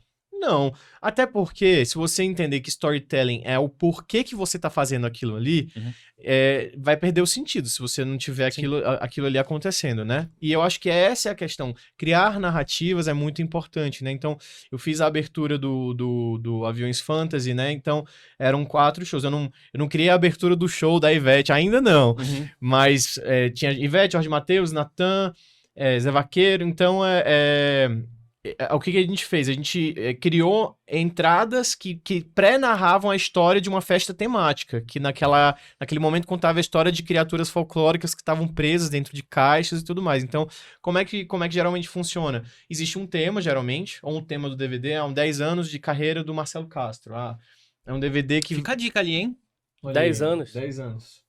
Não, mas são os últimos 10 anos. Os últimos 10 anos, né? Tem os últimos 5 anos, os últimos 5 anos, os últimos 10 anos. Os últimos 10 anos. É porque eu vou morrer daqui. Vou bater aqui, né? Mas aí Serviços funerários podem nos patrocinar também, a gente tá aceitando. Gente, eu vou até de novo. Mas enfim, aí você vai criando essas narrativas, entendeu? Então, assim, tudo tem que ter um porquê, mas é muito difícil e diferente você criar para uma arena que vão ter 300 mil pessoas assistindo e você criar dentro de um teatro, de um espaço fechado que, sei lá, 1.000 pessoas vão assistir, 2.000 pessoas vão assistir aquilo ali, né? Então, assim, tudo... a gente tem muito essa questão, a gente fala de ponto focal, né? Então, no teatro, geralmente, quando eu acendo um foco, eu tô direcionando você a olhar para aquele lugar, para aquele ator que tá ali, né? Ou então, há uma mudança de luz que vai trazer um clima, que vai trazer alguma coisa, eu tô fazendo com que aquilo ali traga essa ambiência. Mas como é que eu faço isso numa arena, num show, dentro de um estádio? Né? Então esse é o desafio e é isso que é muito gostoso. E tem sim um diretor musical. Lá eu geralmente trabalho com 2 diretores musicais. Tem um diretor musical que ele cria, e não é nem só um diretor musical, é o cara que cria a trilha para fazer aquela entrada. E eu tenho um diretor que é o diretor musical daquele show. Então, geralmente o artista ele tem o diretor musical dele, e aí a gente geralmente senta, combina, eu trago esse outro diretor musical, que é um diretor que ele trabalha com trilhas, né? Que geralmente o diretor musical do artista, ele trabalha com a parte de músicas e músicas comerciais e tudo mais. E aí esses 2 diretores conversam e eu trabalho juntamente com eles, entendeu? Tem uma liberdade maior, assim, também. E é muito legal, porque assim, quando os profissionais são abertos, então assim, teve um DVD que eu dirigi ano passado, que foi do Avni, e eu falei assim, cara, vamos colocar... Aí o Emanuel, que é o produtor musical, falou assim, André, eu queria colocar cordas, não sei o que. Eu falei assim, cara, vamos trazer uma violonista, uma violinista mulher e uma violoncelista, né? Uma violoncelista pra tocar o cello. Eu falei assim... Aí ele, cara, que incrível! E aí foi toda criada uma cena, porque o cara falou que queria colocar cordas na música. A gente chamou 2 musicistas incríveis, e aí elas adentraram em cena por conta de um estímulo que veio do diretor musical. Então essa é a construção, entendeu? Quando as pessoas veem aquilo ali pronto, eu falo assim, de onde é que veio aquela ideia? Por exemplo, essa ideia veio de faíscas de conversa nesse sentido, entendeu? E usando, então, o gancho de diretor musical, Marcelo, você, enquanto diretor musical, você acha que é possível você ter essa faísca da criação em um projeto que já tá pré-desenhado? Até um próprio musical da Broadway, que tem a formulazinha lá e você tem a partitura que você precisa seguir ipsis literis ali, tudo certinho assim pra ficar fiel. Você tem isso, Marcelo, mas você enquanto diretor musical, você pode se permitir uma certa liberdade ou não? Eu acho que assim, a primeira coisa que Em termos de tem que pensar... criatividade de faísca, entende? Entendo. A primeira coisa que tem que pensar é que a música é viva. Então, se você faz 2 espetáculos no mesmo dia, nunca um é igual ao outro. Então, como eu te falei, que eu aprendi muito com esse primeiro Lemis que eu fiz, eu perguntei para ele que ele tinha essa experiência, eu falei, ô Sean, como é que vocês fazem 300 récitas do espetáculo e não cansam do espetáculo? Aí ele falou, Marcelo, tipo assim, tocando a mesma coisa. Sim. Tu vai tocar a mesma coisa. Ele falou, é um ciclo. Você, durante uma semana, vai estar incrivelmente... Cara, que fantástico. E na semana seguinte, você não vai estar tão bem assim. E na outra, você vai estar incrível. Na outra, você... O que você tem que ver é que na semana que você tiver ruim, o espetáculo tem que estar bom. Então, o seu mínimo tem que ser o bom para manter o espetáculo bom. Então, eu acho que essa é o meu primeiro ponto a respeito disso que você perguntou. O segundo é que eu acho que a gente sempre tem a nossa visão pela maneira de tocar a música, pela maneira de interpretar, pela maneira que você faz o arranjo, né? Dos espetáculos que eu fiz, dos que são lá de fora, né? Praticamente todos eu mexi em muita coisa.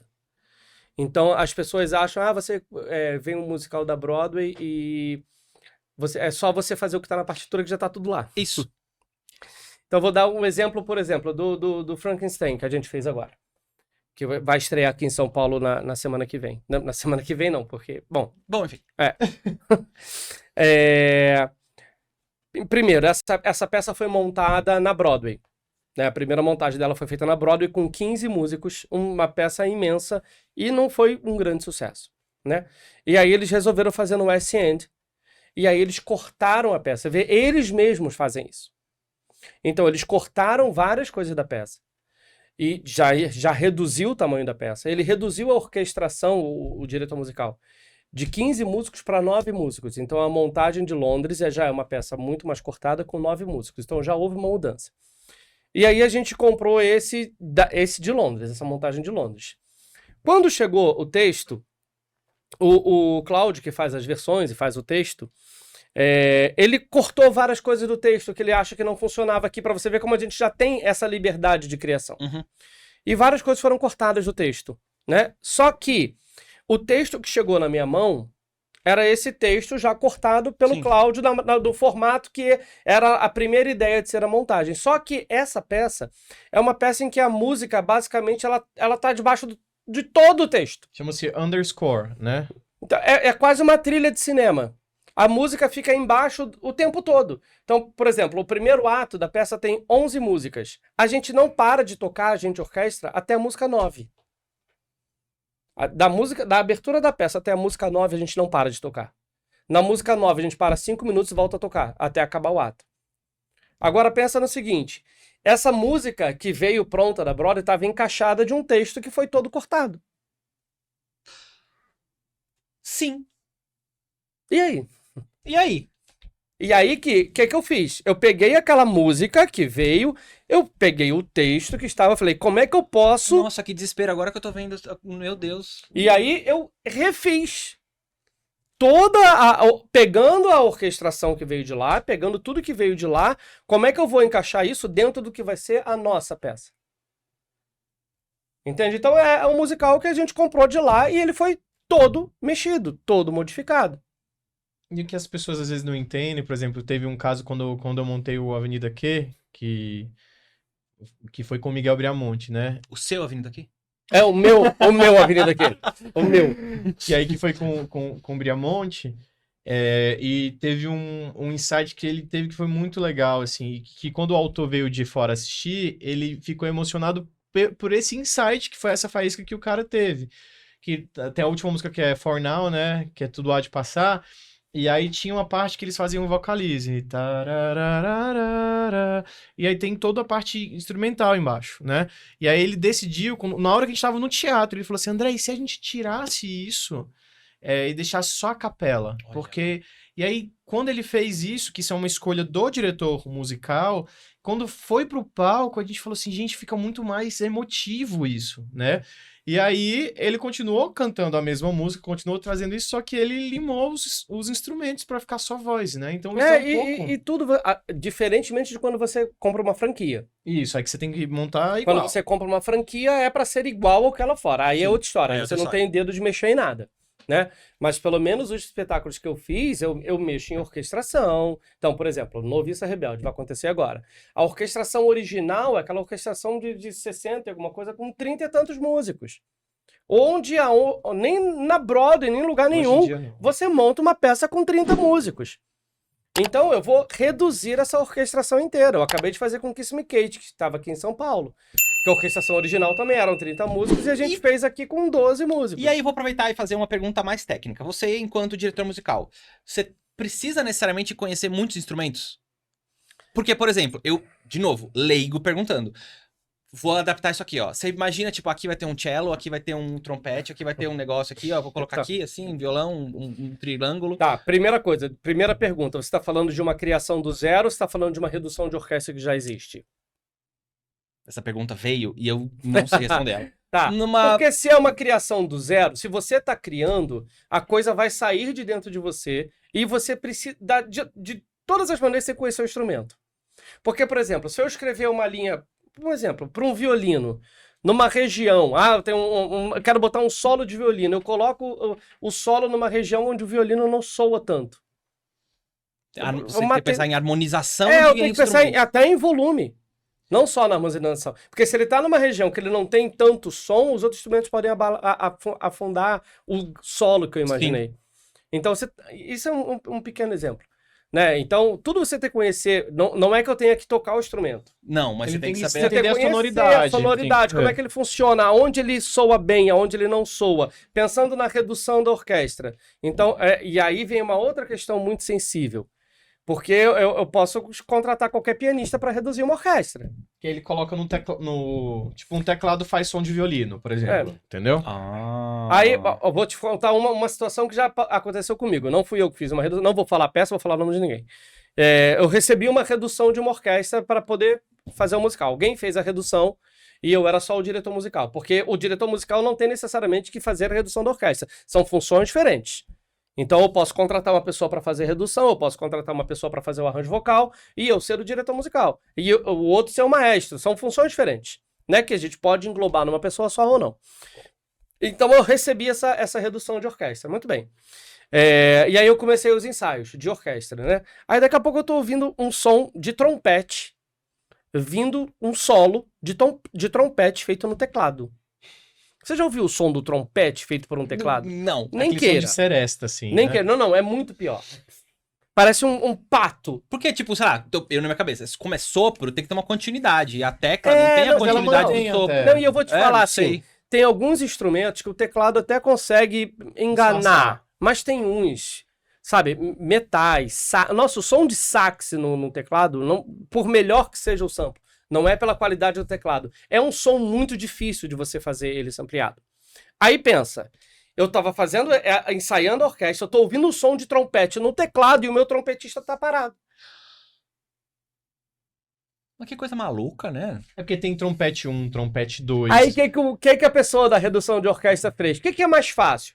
Eu só vou ter tenho 2 linhas de trompete, por exemplo. Eu tenho um trompete, eu pego tudo Você que o sampleia segundo lá faz e jogo no teclado.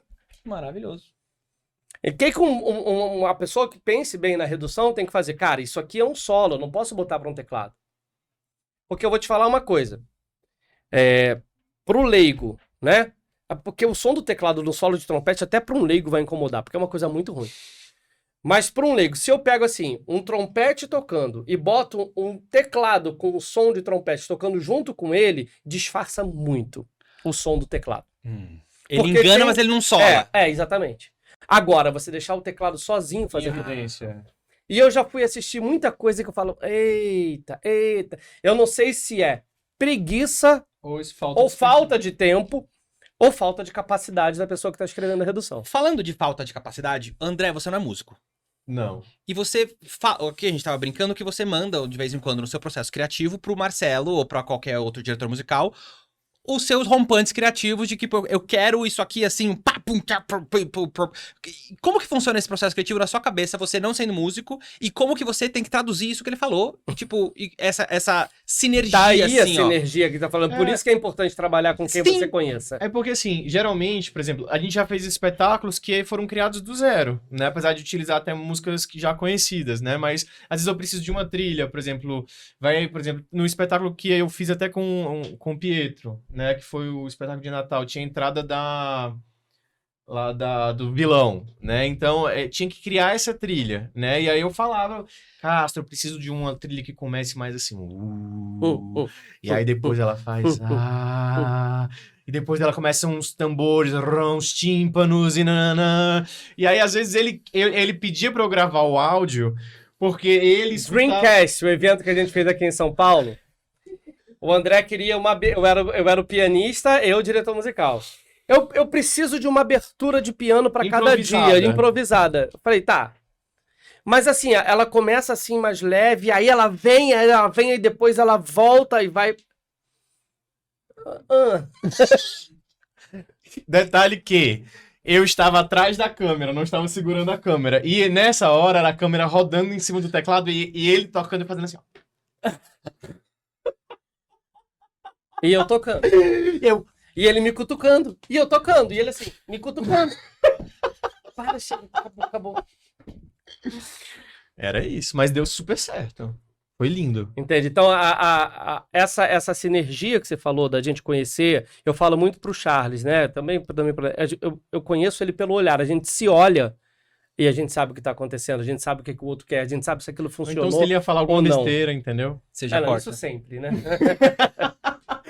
Mas, por exemplo, ele fica puto que eu dou as entradas na hora que a gente tá ensaiando. Eu não consigo me conter, né? Aí ele fica no teclado. Aí ele, você é o maestro! Você rege o maestro, precisa. Mas que às vezes, por exemplo, mas sabe por que Você acontece? rege o maestro. Porque às vezes... O maestro não é competente. Não é isso. É porque às vezes, naquele momento, a gente tinha combinado um time X e talvez ficasse melhor começar mais cedo. Eu não ia perder aquele momento. Claro. Entendeu? Claro. E aí Às vezes o maestro é um engenheiro químico. Tem isso. Já voltamos pra isso. Mas antes de continuar, a gente vai ter mais um quadro agora. Por quê? Vocês nunca atuaram. O André já atuou. Já. O Marcelo já atuou. Não, já tive a oportunidade e nunca quis. Tá bom. Agora a gente quer trazer mais um quadro pra vocês, que é um quadro famoso aqui já no podcast. Que é um quadro que a gente quer ver o quão protagonistas vocês vão Eu não ser sou. numa batalha de tiros. Esse é o tiroteio de perguntas!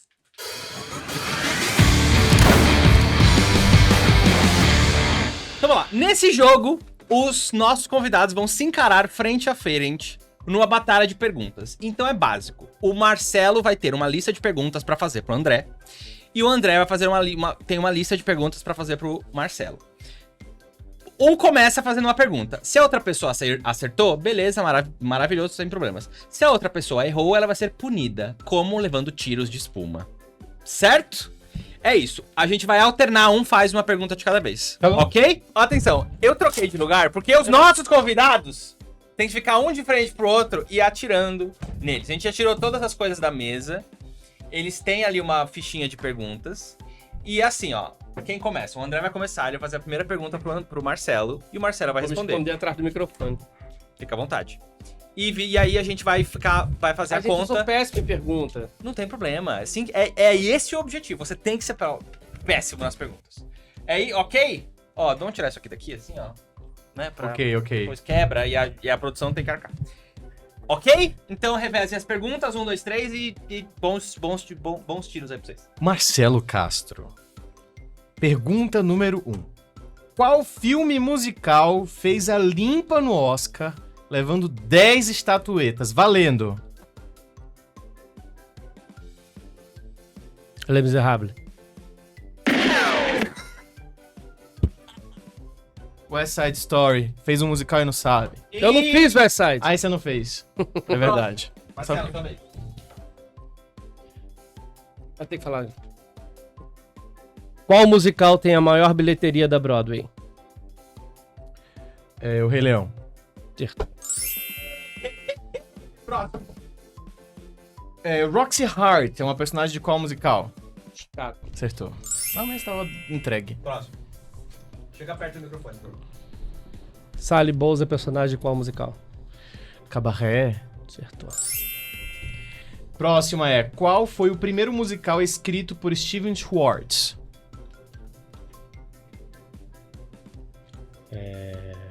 Nossa, não é Godspell, não. Qual? Godspell. Caraca, acertou. Ô, louco! Vocês podem dar mais tiro, que tem tiro acumulado aí, ó. Sou eu.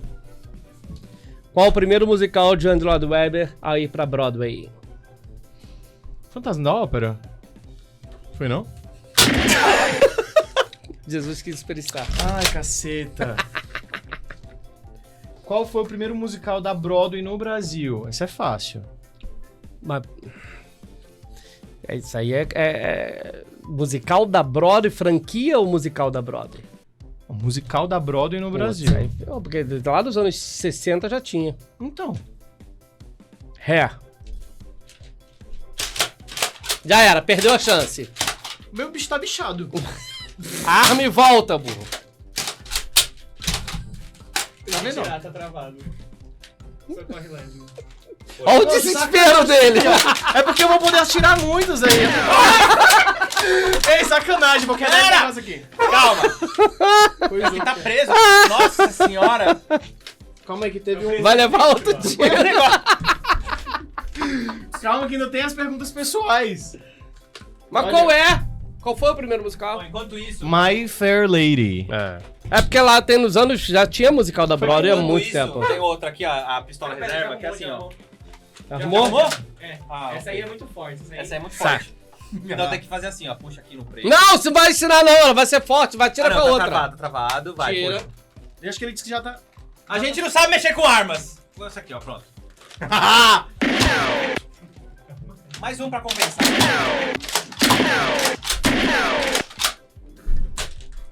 Acabou sua fala? Foco no jogo! Foco no jogo! Gente, eu quero uma dessa. Sou eu agora.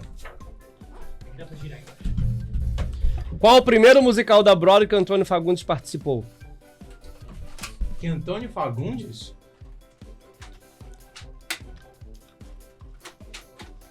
Não sei não. Qual é? Hair. Essa eu sei porque ele foi lá, quando a gente montou o Hair, ele foi lá falar com a gente. Foi? Está aí. Quantos anos eu tenho? 32. Pô, a minha coisa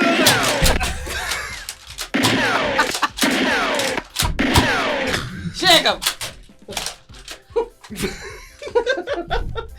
Sou eu. Vou fazer 34 porque amigo é esse. 33, errei por um ano. Até dia 17. Tem quantos agora? 33. Então eu errei por um ano. Em que ano eu nasci? Então você sabe que eu sou Que amigo é esse? Vai! Que ano eu nasci? Você sem fazer conta. Não sei. Ai, cacete. 76. Um musical que eu acho chato. Não é possível. Você acha chato? É. Ah, não sei. Sei lá como musical você acha chato. Você já acabou com as palavras. Qual musical você acha chato? Ah, um musical que eu acho chato? Nem você sabe. Ah, eu não gosto de Cats, cara. Acho legal, não. Ah, não é musical. Concordamos nessa. Primeiro musical que eu dirigi. Como diretor musical? Primeiro musical que eu dirigi. Como assistente, Les Miserables. Não foi assistente. Dirigi. Ah, dirigiu. Dirigi. Foi a Novice Rebelde, não foi? Foi. Tá vendo? Sou um ótimo amigo. Uhum. Obrigado, produção. Mão amiga. Eu vou falar. Qual é o meu prato favorito? Essa tu sabe. Eu não sei, não. A gente sempre Só sei pede que na você tua não come casa. camarão. Sempre pede na minha casa? Pizza! Pizza! Porra, pizza é prato? Sou eu. Minha cantora favorita. Lia Salonga. Eu gosto dela. Eu sei que você gosta. Aquele não vai na sua cara, né? Vai você. Acabou. Eu tenho mais uma. Então faz mais uma. Ah, não, eu tenho mais uma. Burro. Com quantos anos eu dei o meu primeiro beijo? 12. Foi quase, foi com 13. Viu? Ei, estamos sendo atacados Essa aqui. última eu não vou fazer. Não.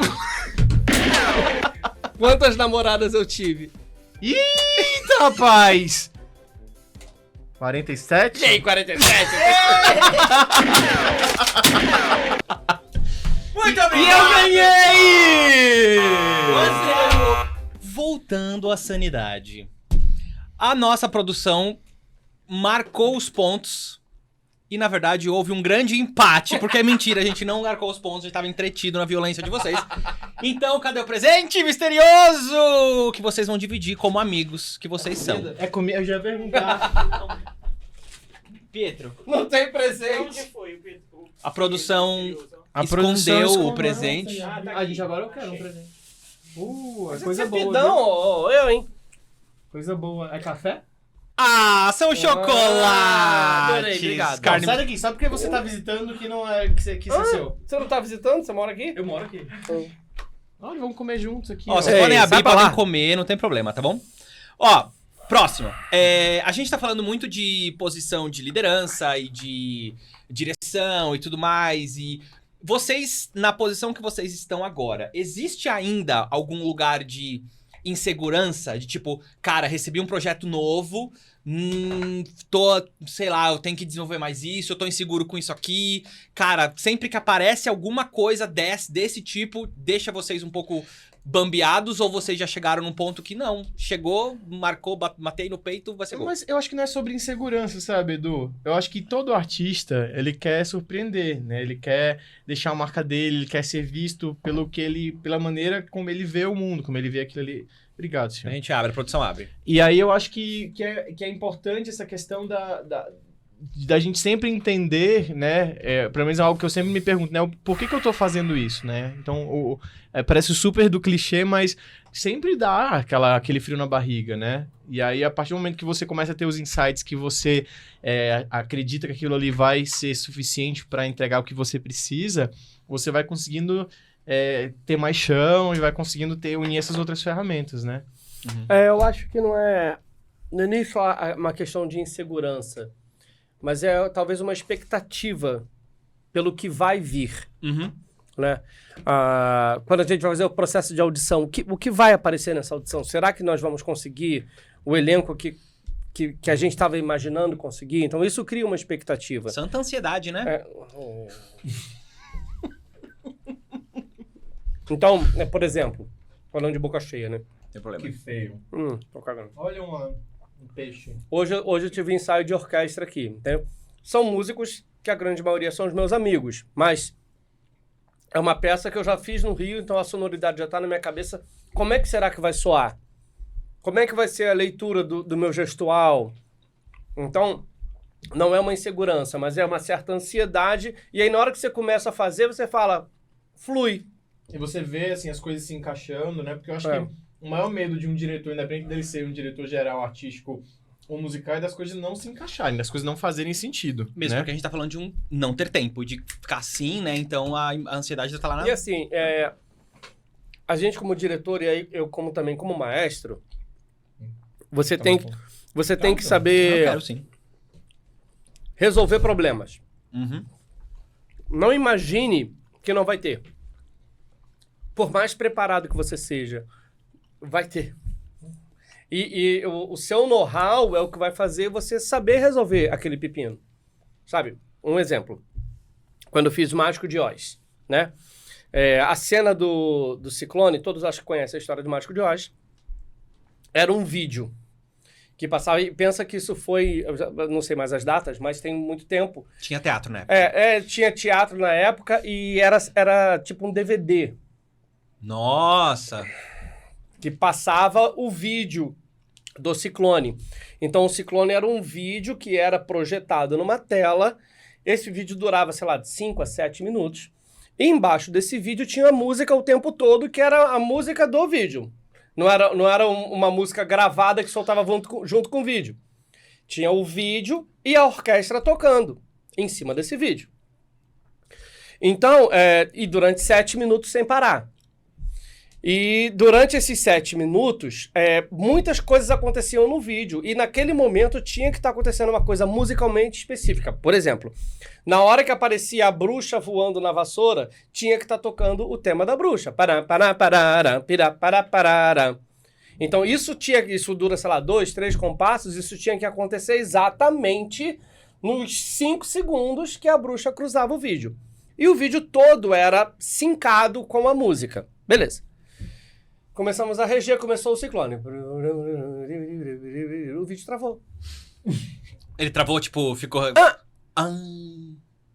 E eu não sei se você lembra da época de CD, de DVD. Tem que abrir... Não tem que abrir, porque ele não Virar lembra. o DVD de ponta cabeça. O DVD, quando travava, ele pula a cena. Verdade. Então pensa, travava em 10 segundos, o vídeo travava. Daqui a pouco ele soltava, ele tava no 30. E aí? E aí? Eu tenho que resolver. Porque o final do vídeo, a casa fazia... Bum. Junto com a casa no chão tinha o último acorde da orquestra, que tinha que casar. E aí você viu e falou... Agora, aí também conta aquilo que eu te falei. Expertise. Os músicos que estão tocando comigo. Porque eles viam no meu olhar que alguma coisa aconteceu. Eu só falava, atenção. Porque os músicos não estão vendo Não o estão negócio. vendo o vídeo. Mano, que desespero. Só quem tá vendo o vídeo sou Porque eles eu. estão de costas, estão olhando pra você e você... Eles estão no fosso. O Mágico de Oz era no Meu fosso. Deus do céu. Os músicos estavam no fosso. Que Então eu falava, desespero. atenção, vai comigo.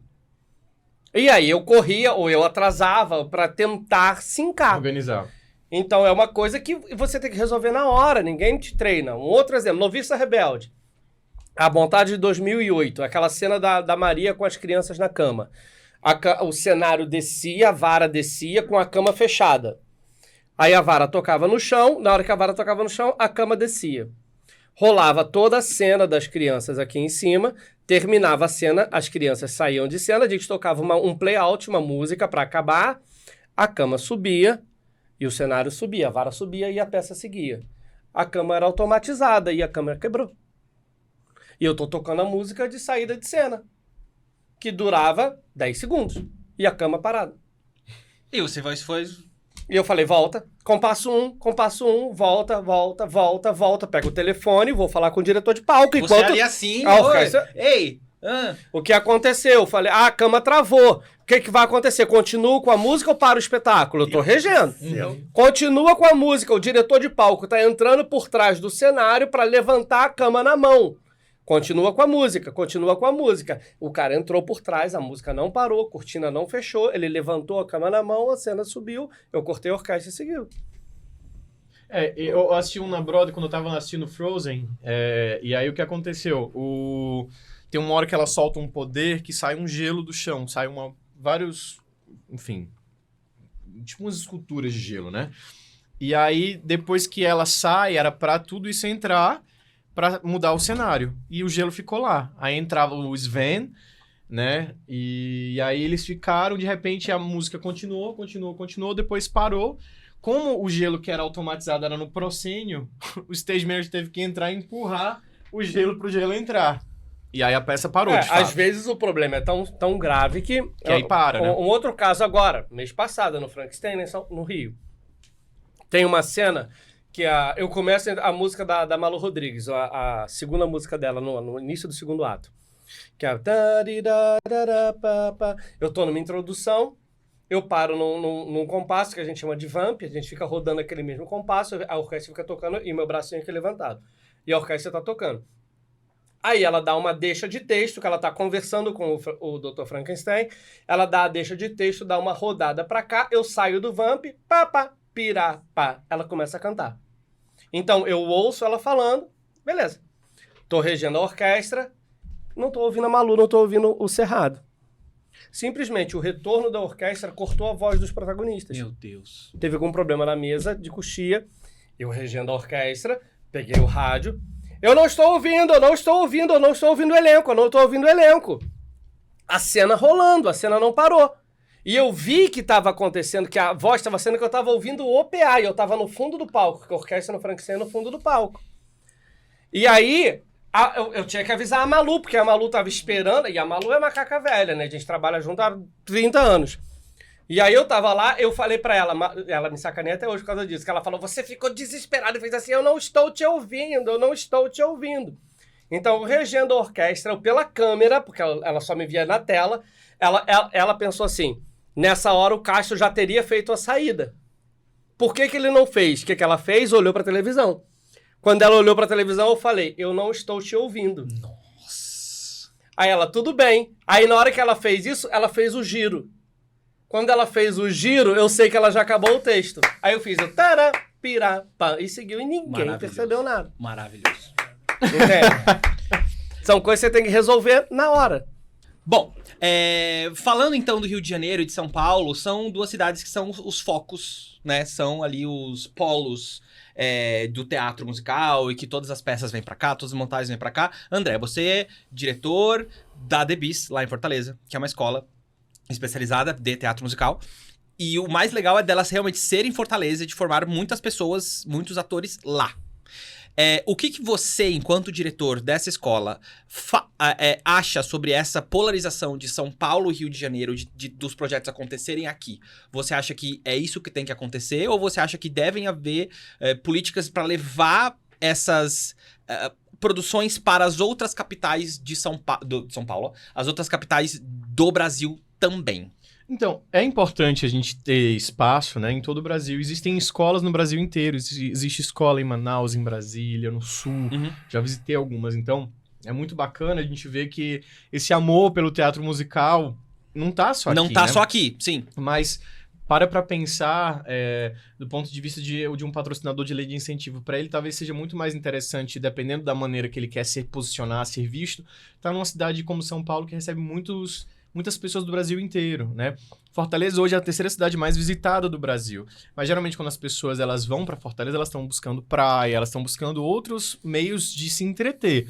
Eu acho que é muito importante sim, mas eu acho que não é só um incentivo para você poder, para produtoras locais levantarem espetáculos lá. É incentivo também para que esses espetáculos eles cheguem aos turistas que estão chegando que estão naquele lugar, né? Tô falando mais especificamente de Fortaleza, mas isso vai para outras regiões. E não só o musical, né? O musical, às vezes, acaba chamando muito mais atenção porque ele tem todo esse glamour, né? Principalmente o musical da Broadway, né?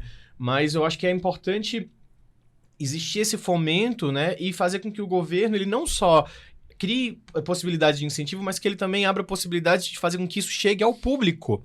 Que eu acho que esse é o grande problema, não só em Fortaleza, mas no Brasil todo. Porque acaba que sempre tem possibilidades, né? É mais difícil, né? Não tô dizendo nem que talvez seja mais... Por exemplo, acho que não é nem mais difícil que São Paulo.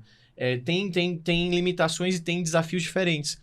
Mas eu acho que a grande questão não é só incentivar. É você abrir espaço para que, quando estiver incentivado, esse produto também chegue também a quem pode consumir esse produto. Eu acho que é um pouco mais complexo. Eu concordo com você, em parte, mas eu acho que ainda é um pouco mais complexo do que isso. Claro que o patrocinador e, assim, quem a gente consegue montar os musicais, porque nós temos patrocínio, né? A maneira com que a gente trabalha é diferente da Broadway. Sim. Então, a gente precisa de um patrocinador que dê dinheiro para um espetáculo que envolve um montante muito grande.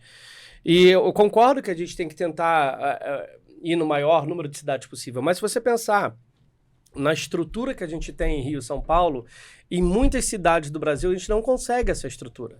Então, você vê, o próprio Patrulha Canina que a gente fez agora, ele era diretor musical, e ele rodou o Brasil inteiro. Vocês fizeram. Sim.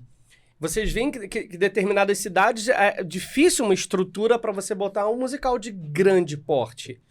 Então você acaba tendo que simplificar muito a peça para você levar para essa cidade. Além do que, a quantidade, a produção leva um espetáculo porque ele quer divulgar o espetáculo, o teatro, obviamente, mas ele também quer ganhar dinheiro.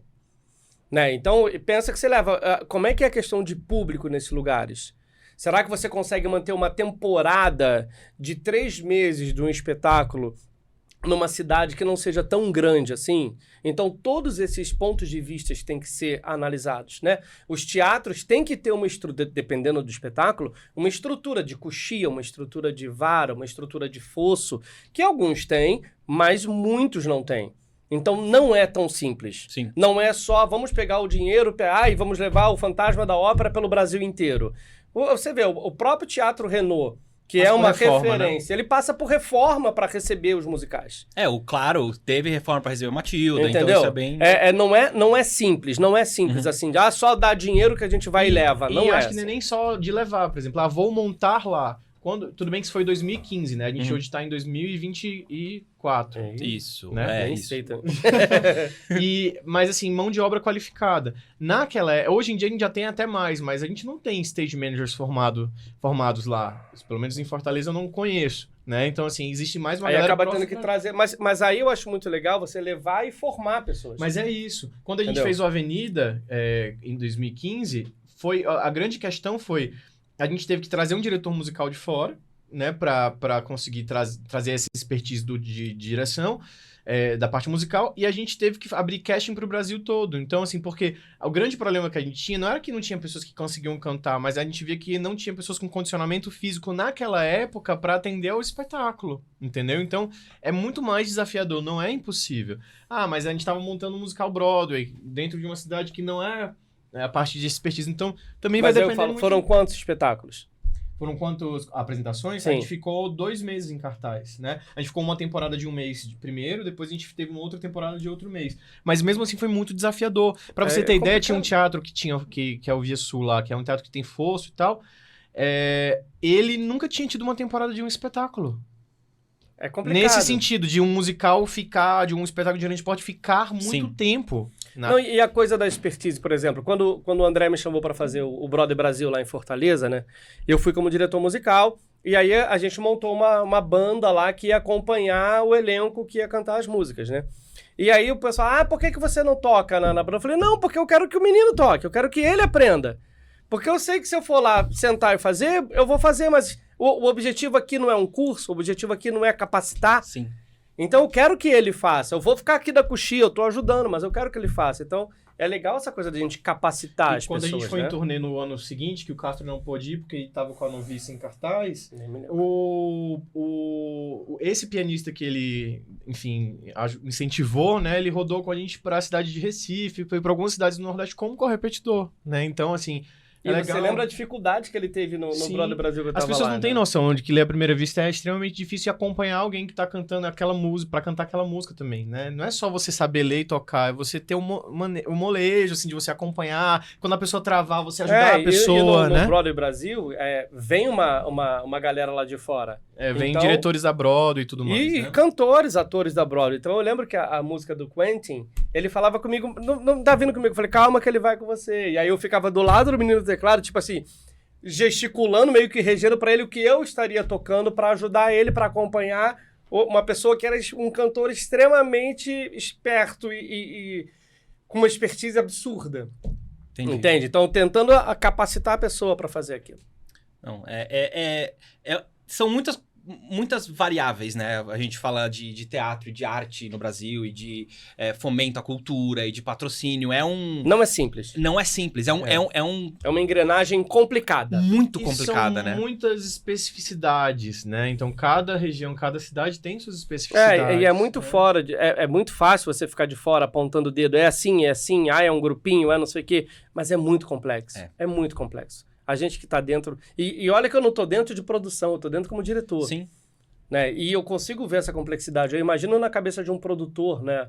O quão complexo é isso. E a de lidar com tudo responsabilidade, isso. né? De entrega, né? E falando então, vocês que estão, pra gente caminhar pro nosso encerramento, vocês estando de novo nessa posição, né, de liderança e tudo mais, para as pessoas que estão acompanhando o podcast ou no YouTube ou na plataforma de áudio, que dicas e toques vocês dariam assim para as pessoas que realmente querem entrar nesse ramo artístico, não só como atores, mas também como stage managers, mas também como produtores, mas também que almejam chegar ali numa posição de diretor musical, diretor residente, diretor criativo. 3 coisas assim que vocês acham que as pessoas devem realmente fazer e tipo, cara, persegue isso aqui. E talvez 3 coisas também que, cara, se você fizer isso, você vai estar... Eu acho que isso é um pouco até da reciclagem que a gente falou do começo da conversa, de que, tipo, você tem que se ouvir, você tem que querer aprender e tudo mais, e não se isolar numa ilha, né? Mas tem mais alguma coisa que vocês podem dizer realmente de contribuir para essas pessoas que querem participar e estar nesse meio? Eu acho que você tem que ver... eu acho que é simples. Você tem que ver quem são as pessoas que estão fazendo. Tenta aprender, tenta colar, tenta, de alguma maneira, chegar nessas pessoas. Né? Então, esse seria a dica que eu dei como uma coisa para você fazer, né? Uma segunda coisa que você fazer, estude, né? Estude musical, estude o estilo, né? Porque, por exemplo, eu fiz audição para o Novice agora, vi uma menina cantando lindamente e aí ela fazendo melismas pops dentro do Novice Rebelde. É um estudo errado. Não cabe. Se você tá fazendo aquilo ali dentro de um espetáculo mais pop, ok, dentro do Novice Rebelde não cabe. E trocar até a ótica, né? De você assistir o musical não enquanto público. Público, como estudo. Estuda o estilo, sabe? E você como diretor musical, estuda o estilo, como é que é essa orquestração? O que tá acontecendo aqui? Por que essa música entrou aqui? Então, faz o teu estudo por tua conta e procure estar perto, se aproximar, ver o trabalho de pessoas que estão fazendo. Né? O que eu diria para você tomar cuidado é não ser invasivo. Né? Às vezes você, nessa ânsia de querer entrar, de querer fazer, você passa por cima de coisas e você acaba incomodando demais e aí a pessoa vai acabar te afastando. Sim. Então eu acho que é por aí, o caminho é esse. E o que eu acho importante é você também começar a fazer, né? Começar a produzir, sabe? Mesmo que você comece com coisas pequenas, você não deixar de buscar isso, né? De começar a se experimentar em fazer isso. É importante você ver outros trabalhos, assistir muita coisa, não só se você quer ser diretor de musical, não assistir só musical, assistir de tudo um pouco, porque a criatividade ela não tá só naquilo ali que você ama fazer, ela tá em todos os lugares.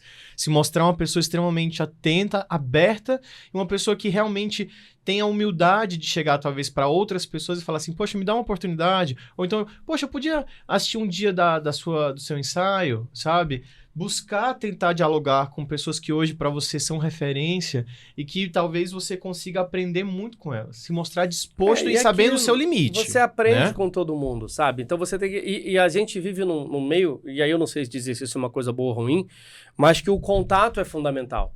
Você conhecer pessoas certas, você estar perto de pessoas certas, você estar em ambientes certos. Se você quer entrar naquele meio, você precisa conhecer como aquele meio funciona.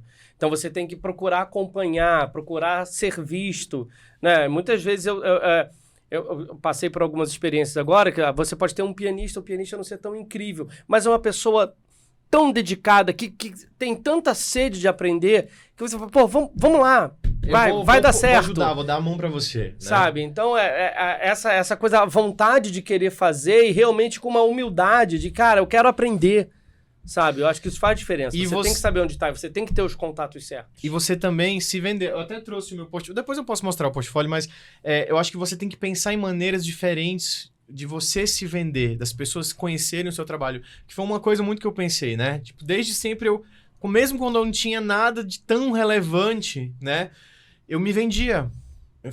Criei vários portfólios de vários momentos da minha carreira que foram construídos. E hoje, você gastar um tempo e investir o seu dinheiro em fazer algo que você vai conseguir trabalhar sua visibilidade nas suas plataformas digitais ou num produto físico, é importante. Eu sou péssimo nisso. Mas é Essa importante. coisa de me vender, de fazer plataforma, eu sou péssimo. Mas é importante porque hoje as pessoas, elas não querem só ver o resultado final, elas se interessam talvez pela maneira que você mostra o seu processo. Eu falo com os meus alunos assim, cara, meu TikTok, não sei o que a pessoa fala, cara, faz um vídeo de você no ensaio. Eu falei, não vou. Não, imagina eu num vídeo conversando com as pessoas. Assim, gente, olha, que eu não me vejo nesse lugar. Mas isso pra mim é muito difícil. Mas eu também não gosto disso. Eu também não vejo muito sentido nisso. Não é que eu não goste, eu não sei. Não, tudo bem.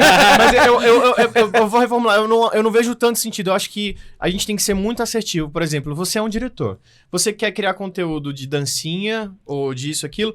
Pra quem que é o seu público-alvo? Quem que vai te contratar? Talvez não seja mais interessante você investir numa maneira que você consiga mostrar um pouco de coisas que você já produziu de uma maneira diferente para essas pessoas que podem te contratar. O que é interessante uma pessoa, um produtor, o que ele se interessaria de saber através de um olhar, sabe? Isso vale para um ator, porque hoje em dia as pessoas elas estão focadas em conseguir likes e engajamento e elas não fazem um propósito. Às vezes eu vejo vários atores fazendo aquelas trendzinhas e não sei o que pra mim aquilo ali não mostra o talento de uma pessoa, sabe? Eu acho que é muito mais interessante ela conseguir encontrar uma maneira dela mostrar a habilidade dela no canto, a habilidade dela na dança, até a habilidade dela de dublar com uma coisa que seja realmente mais relevante. Sim. Não tô falando de ser uma coisa cabeça, mas seja algo mais relevante, sabe? Mais profundo, porque não se enganem, as pessoas quando elas vão procurar saber quem é o Eduardo, eles vão nas suas redes sociais. Sim. E isso hoje em dia é o seu cartão de visita. Mais do que um site, às vezes. Mas é mesmo, sabe? Às vezes eu tenho um grupo de direção e a gente fala, e como é que é fulano, não sei o quê? Quem é? Não lembro. Onde é que a gente vai? Rede social. Rede social. Pega a rede social e manda ele. Que é esse aqui, ó. Quer ver o vídeo. Aqui, ó. Ah, por exemplo, sou um Mas cantor ele de musical. canta. Isso. Hoje eu recebi um vídeo de uma pessoa que eu não sabia se cantava. Hoje eu recebi o vídeo, pra ver se a pessoa cantava ou não. O vídeo de uma rede social. E é interessante que porque... a pessoa não postou pensando, vou fazer esse vídeo. E é interessante, por exemplo, eu tô cantando muito bem essa música. Deixa fixado lá em cima, porque vai ser a primeira coisa que o cara, quando for entrar no teu Instagram, ele vai ver. Então, não é só produzir conteúdo, é produzir conteúdos assertivos que vão conseguir te colocar num lugar que é de importância para aquelas pessoas que vão poder te contratar.